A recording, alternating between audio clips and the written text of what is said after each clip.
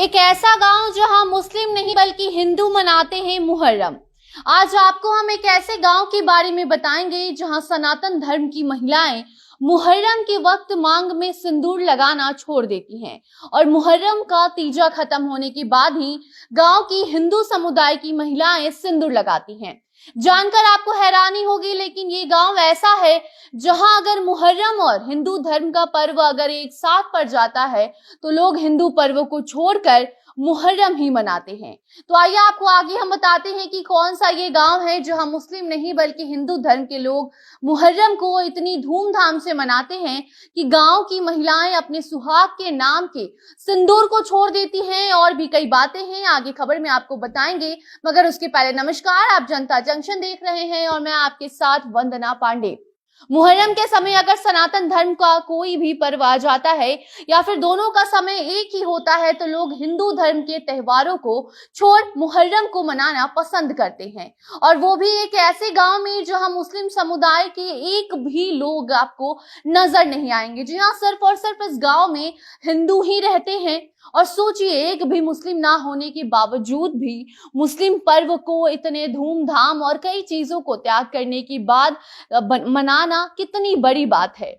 झारखंड के बिरनी गांव के लोग ऐसा मानते हैं कि मुहर्रम मनाने से इनके गांव में कोई भी समस्या नहीं होती, कोई भी बड़ी बीमारी नहीं होती, किसी को कुछ भी परेशानी नहीं होती। गांव वालों का कहना है कि हजारों साल पहले गांव में हैजा जैसी बीमारी फैल गई थी, जिस वजह से कई लोगों की जान गई, गांव में तबाही जैसा माहौल हो गया था।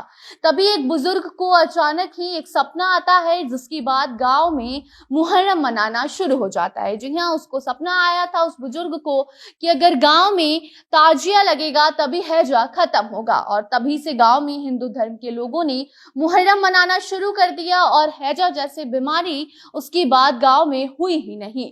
दूज का चांद देखने के बाद से मुहर्रम शुरू हो जाता है और तभी से गांव की महिलाएं सिंदूर लगाना छोड़ देती हैं, और तब तक सिंदूर नहीं लगाती हैं जब तक मुहर्रम का तीजा खत्म नहीं हो जाता।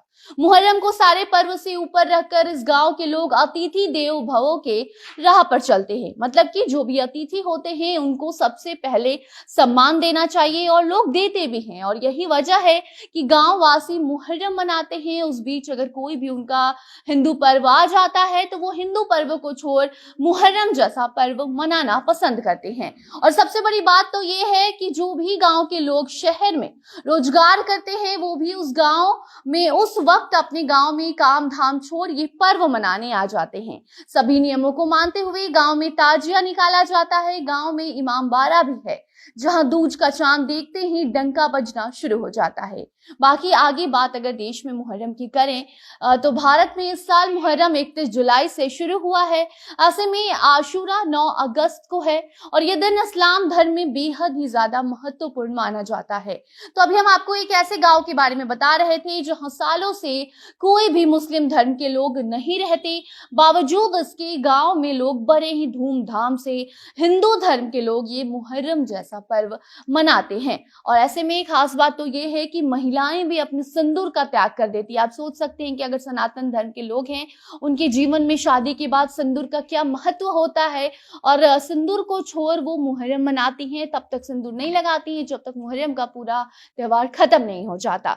तो बाकी अब आप बताइए कि आपकी क्या राय है ऐसे गांव को लेकर, ऐसे लोगों को लेकर, और क्या कभी आपने ऐसी आस्था किसी दूसरे धर्म को लेकर किसी दूसरे धर्म के लोगों के बीच देखी है? तो कमेंट बॉक्स में बता सकते हैं। वीडियो को शेयर कीजिए और बाकी अन्य खबरों के लिए देखते रहे जनता जंक्शन। कैमरा हैंडल विशाल कर रहे थे और मैं आपके साथ वंदना। धन्यवाद।